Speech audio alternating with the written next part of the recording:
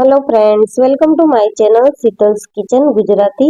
આજે આપણે બનાવવાના છીએ સુપર સોફ્ટ અને એકદમ સ્પોન્જી એવા દહીંવડાની રેસીપી. તો મિત્રો, રેસીપી વિડીયો એન્ડ સુધી જરૂરથી જોજો.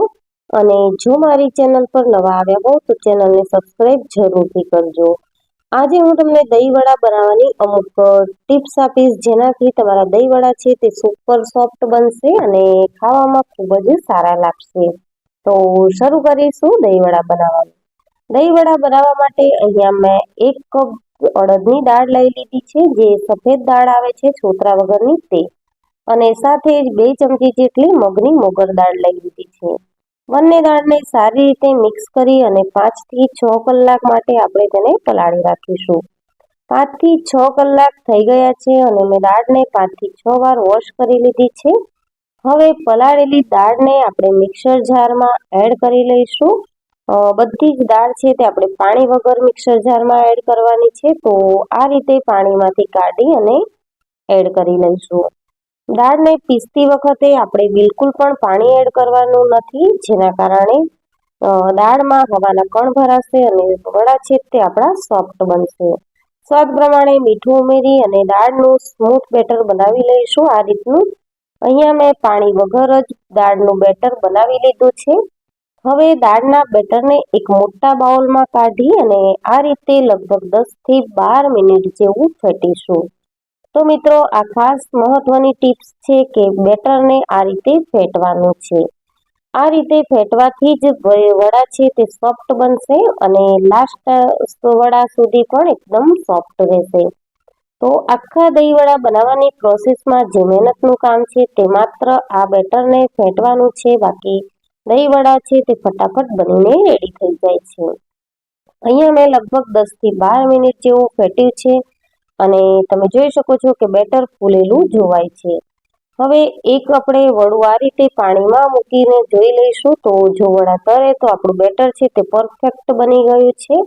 અને જો વડા પાણીમાં ન ડૂબી જાય તો બેટરને હજી ફેટવાની જરૂરત છે.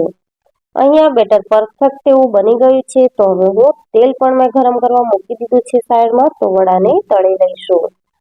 અહીંયા હું મીડિયમ સાઈઝના વડા બનાવી રહી છું. તમે તમારા હિસાબે નાના મોટા વડા બનાવી શકો છો.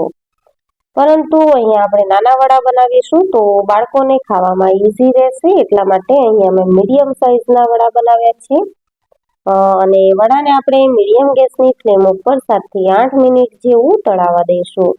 વચ્ચે વચ્ચે 1-2 વખત આપણે વડાને ફેરવી લેવાના છે અને વડાને મીડિયમ ગેસની ફ્લેમ ઉપર તળાવવા દેવાના છે. એક વડાને આપણે ચેક કરી જોશું તો સોફ્ટ, એકદમ સરસ સોફ્ટ એવા બનીને રેડી થયા છે. મિત્રો, કોઈ પણ પ્રકારનો ઈનો કે સોડા વગર આ વડા છે તે સરસ એવા સોફ્ટ બનીને રેડી થાય છે. જો તમે બેટરને પીસવામાં અને બેટરને ફેટવામાં ધ્યાન રાખશો તો તમારા વડા છે તે પરફેક્ટ એવા બનીને રેડી થશે. વડા આપણા તળાઈ ગયા છે તો તેને આપણે કાઢી લીધા છે. હવે દહીં વડા માટેનું મીઠું દહીં બનાવી લઈશું. તો તેના માટે અહીંયા મેં 200 ગ્રામ જેટલું દહીં લઈ લીધું છે અને તેમાં 2 ચમચી જેટલી દળેલી ખાંડ ઉમેરી છે. દળેલી ખાંડ એટલા માટે ઉમેરવાની કે ફટાફટ દહીંનું મિશ્રણ છે તે રેડી થઈ જાય. જો તમે આખી ખાંડ ઉમેરશો તો તેને ઓગળતા ટાઈમ લાગશે. 2 થી 3 ચમચી જેટલું પાણી ઉમેરી અને બેટરને ખૂબ સારી રીતે ફેટી લઈશું. એકદમ સ્મૂથ એવું બેટર આપણે બનાવી લેવાનું છે. આ રીતનું મીઠું દહીં બનાવવા માટે આપણે દહીંને મિક્સર જારમાં નથી એડ કરવાનું, પરંતુ આ રીતે કોઈ પણ સ્પૂન કે સ્પેચ્યુલાની મદદથી જ આપણે બેટરને ફેટી અને સ્મૂથ બનાવી લઈશું. હવે વડાને ડીપ કરવા માટે અહીંયા મેં ગરમ પાણી લઈ લીધું છે અને પાણીમાં થોડું મીઠું અને અડધી નાની ચમચી જેટલી હિંગ ઉમેરી છે. બધા જ તળેલા વડા છે તે આપણે પાણીમાં ઉમેરી લઈશું અને 7 થી 8 મિનિટ જેવું વડાને આપણે પાણીમાં રહેવા દઈશું. ત્યાં સુધીમાં આપણે દહીં વડામાં એડ કરવાનો મસાલો બનાવી લઈશું. તો તેના માટે મેં અહીંયા 8 થી 10 નંગ મરી, 1 ચમચી શેકેલું જીરું, સ્વાદ પ્રમાણે મીઠું લીધું છે. સાથે જ 1 ચમચી જેટલો ધાણા જીરુંનો પાવડર, અડધી ચમચી જેટલો સંચળ પાવડર લીધો છે અને અહીંયા આપણે અડધી ચમચી જેટલો આમચૂર પાવડર ઉમેરીશું.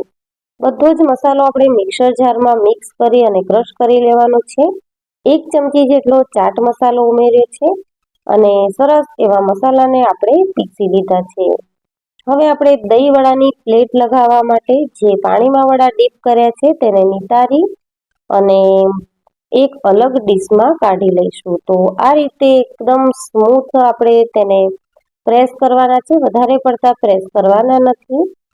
જે આપણે વડા તળ્યા હતા તેના કરતાં અત્યારે પાણીમાં ડૂબ્યા પછી વડા છે તે ફૂલીને ડબલ સાઇઝમાં થઈ ગયા છે ને તમે જોઈ શકો છો કે એકદમ સરસ જાળીદાર સોફ્ટ વડા આપણા બનીને રેડી થયા છે.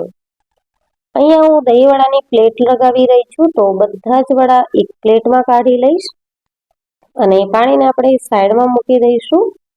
વડા પ્લેટમાં કાઢી લીધા બાદ આપણે જે મીઠું દહીં બનાવીને રાખ્યું છે તે એડ કરીશું તેમાં અને જરૂરત પ્રમાણે આપણે દહીં ઉમેરવાનું છે. તો અહીંયા મેં અત્યારે આટલું જ દહીં ઉમેર્યું છે. તમે વધારે પણ રગડો બનાવવો હોય તો વધારે ઉમેરી શકો છો. હવે આપણે જે દહીં વડાનો મસાલો રેડી કર્યો તે 2 ચપટી જેટલો ઉમેરીશું અને સાથે કાશ્મીરી લાલ મરચું પાવડર ઉમેરીશું. સાથે જ અડધી ચમચી જેટલો આપણે ટોમેટો કેચઅપ ઉમેરવાનો છે. તેનાથી દહીં વડાનો ટેસ્ટ છે તે ખૂબ સારો લાગશે. કેચઅપની જગ્યાએ જો તમારે તીખી ચટણી કે મીઠી ચટણી ઉમેરવી હોય તો તમે તે પણ ઉમેરી શકો છો. તો રેડી છે દહીં વડા મિત્રો. Thank you.